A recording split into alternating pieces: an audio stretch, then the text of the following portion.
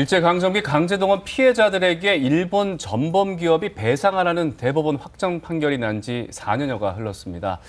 우리 정부가 이 배상 방안에 대한 첫 해법을 제시를 했는데요.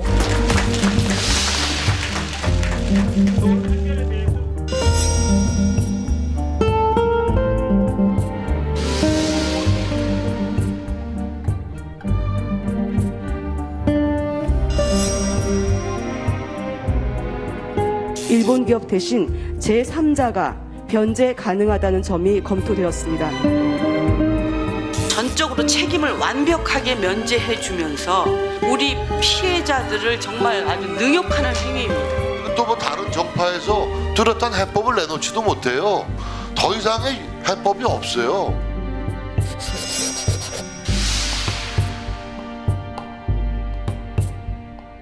외통위 간사십니다. 네. 그리고 어제 그래서 강제동원 피해자 배상 방법에 대해서 현안 질의가 있었죠. 네네. 그러니까 정부, 그러니까 뭐 외교부겠죠. 여당 의원, 야당 의원 온도차가 확실히 좀 있습니까? 기본적으로 피해자를 소외시키고 진행되는 그 과정에 대한 절차적 지적이었고요. 네. 아직도 공식적으로 외교부는 안이 마련된 게 없다는 취지입니다.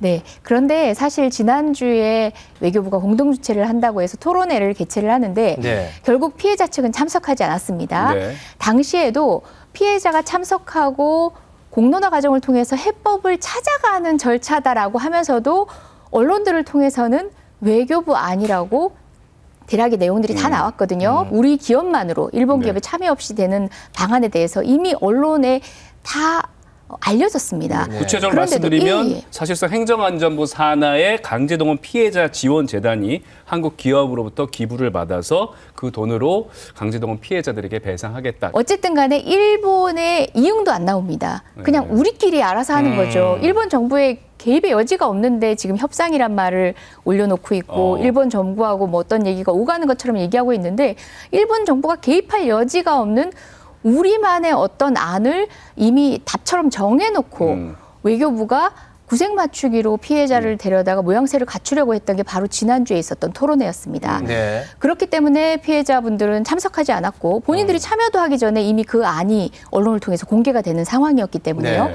들러리 세우는 것이기 때문에 참여하지 않았고 그런데 어제마저도 외교부는 여전히 네. 일본과 협상 중이고 정해진 안이 없고 어쨌든 안이 정해지면 피해자한테 가서 설득할 거다 이렇게 얘기를 하는 거죠. 답답하죠. 피해자들과 함께 논의를 해가는 게 정상적인 프로세스인데요. 네. 안을 가지고 피해자를 설득하겠다 아니고 안을 가지고 피해자에게 강요하겠다라는 네. 얘기에 다름 아닌 거죠. 그렇죠. 말씀하신 대로 이제 정부의 배상안이 이제 제시가 되자마자 피해자들은 반발하고 있습니다. 강제동원 피해자 양금덕 할머니도 어제 정부안을 규탄하는 기자회견에 참석해 정부를 향해 비판의 목소리를 냈는데요. 내가 지금 94이지만은 내일 죽는다가 한이 있어도 안 받을랍니다. 그런 더러운 돈은. 일본 놈한테 사죄를 받아도 무릎 꿇고 빌기 전에는 안 받아요. 네, 뭐 보신 바와 같이 당사자인 피해자분들 또는 피해자 측은 반발하는 목소리를 계속해서 일관되게 내고 있는 거죠? 네네. 그도 그럴 것이 지금 정부가 내놓은 안은 한일 청구권 협정의 수혜를 받은 것으로 뭐 우리가 떠올리자면 포스코 네. 같은 기업들의 돈을 출연받아서 한국에서 만들어진 지원 재단이 대신 배상하고 채권이 소멸된 것처럼 하겠다라는 건데 뭐 일본 정부는 돈을 낼 필요도 없고 일본 기업도 돈을 낼 필요도 없고 사과도 할 필요 빠져 없고 있는 거죠. 팔짱 끼고 보고 있는 거죠. 네. 근데, 조용한 데는 예. 이유가 있는 겁니다. 근데 정말 궁금한 게 우리 정부가 피해자들을 계속해서 만나고 의견 청취하고 그랬을 거 아니겠습니까? 그런데 반대하는 방안을 제시한 이유가 뭡니까? 조급한 거죠. 문재인 정부가 한일 관계를 망쳤다라는 것이 지금 윤석열 정부의 입장인 겁니다.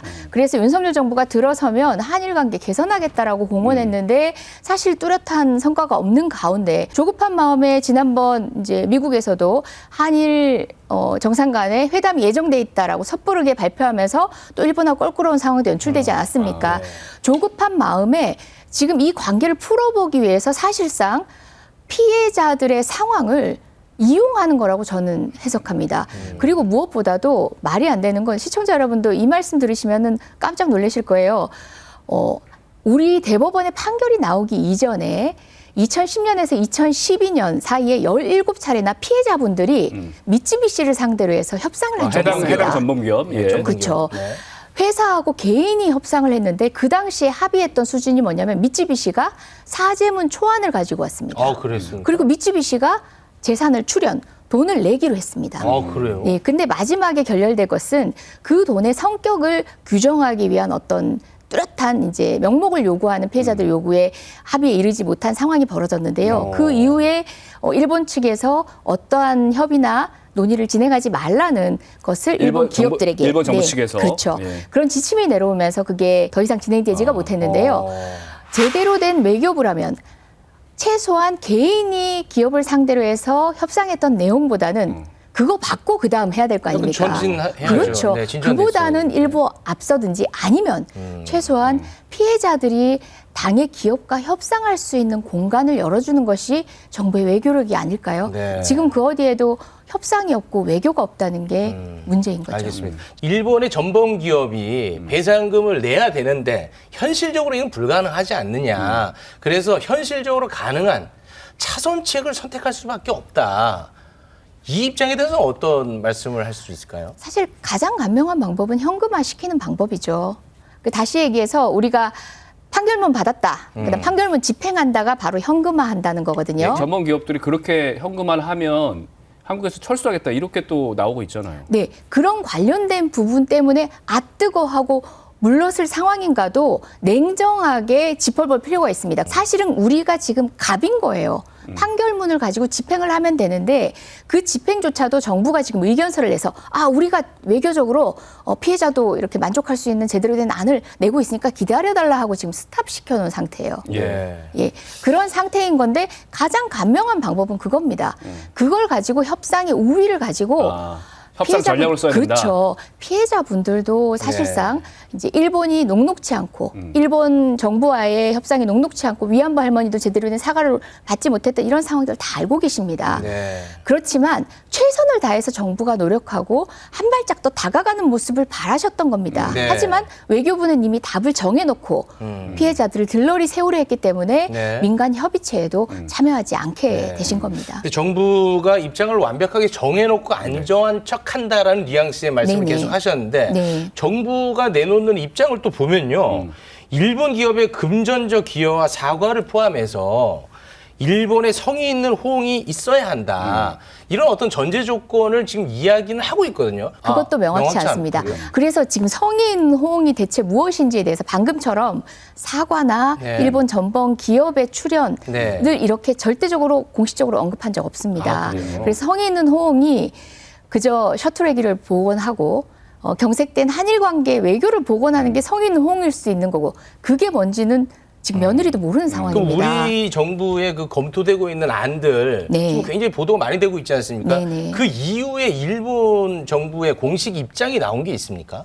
사실상 없죠. 전혀 없어요. 오히려 일본 언론을 통해서 정해지는 거는 좀 제가 그냥 그 일상 언어로 풀어서 얘기한다면 거칠게 이런 식인 표현하자면. 거죠. 예. 네. 한국 정부가 뭐 하고는 있는 것 같은데 저게 뭐 궁극적으로 뭐 되는 방안일까? 뭐 지켜보지 뭐 이런 거예요.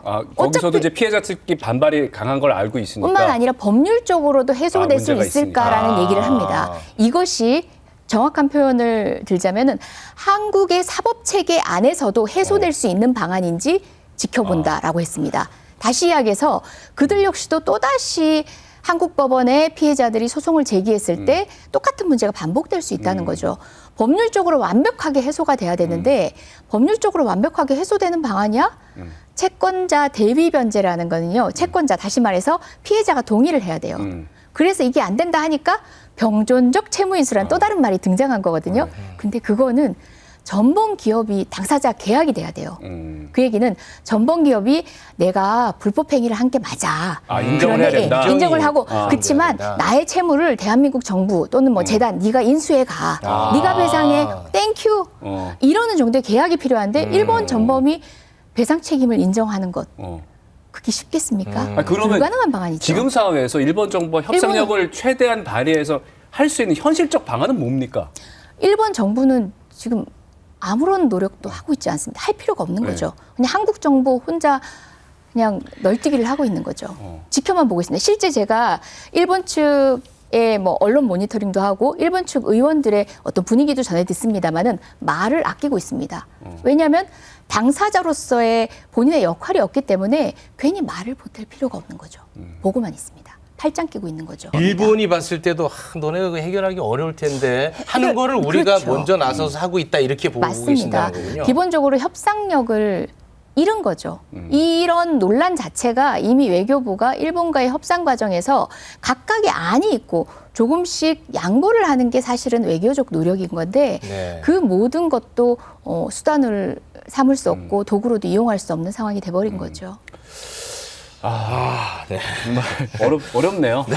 네, 무엇보다 네. 저는 그 말씀을 드리는 게 피해자 중심주의라고 했을 때 늘 피해자가 요구하는 거 다 들어줘라고 생각하기 쉬운데 일단 피해자의 말씀부터 경청하는 것이 네. 시작의 A인 거고 네. 궁극적으로 마지막 Z에서 피해자의 동의를 구하는 설득이 필요한 거죠. 근데 그 어떤 것도 아직 문을 열지 못했던 거죠. 끝으로 의원님이 보시기에 우리 정부의 대일 외교 어떤 방향으로 흘러가고 있다고 보십니까? 말을 먼저 했어요. 기본적으로 한일 외교가 비틀어진 것이 문재인 정부의 잘못이다라고 말하는 순간 일본은 모든 것이 갑일 수밖에 없는 상황이었습니다. 일본은 그렇게 얘기하지 않거든요. 일본은 한국의 대법원 판결 때문에 모든 것이 이렇게 어그러졌다라고 하는 것을 국민 전체가 또 야당까지도 수긍하는 분위기로 단일체가 돼 있거든요. 네. 그런데 윤석열 정부가 문재인 정부 탓이다 하는 순간에 윤석열 정부가 들어서면은 바로 바뀌는 모양새를 보여줘야 되는 겁니다. 그렇다 보니까 그 조급함이 실질적으로 풀어내야 될 지점에서 외교 협상력을 발휘하지 못하고 결국은 강제동원 우리 피해자들의 권리를 가지고 그걸 희생시키면서 희생양으로 삼고 있는 거죠. 아이, 설마 뭐 그렇게까지 하겠습니까? 그런 형국이라는 겁니다. 네, 알겠습니다. 저희도 관심 있게 지켜보도록 하겠습니다.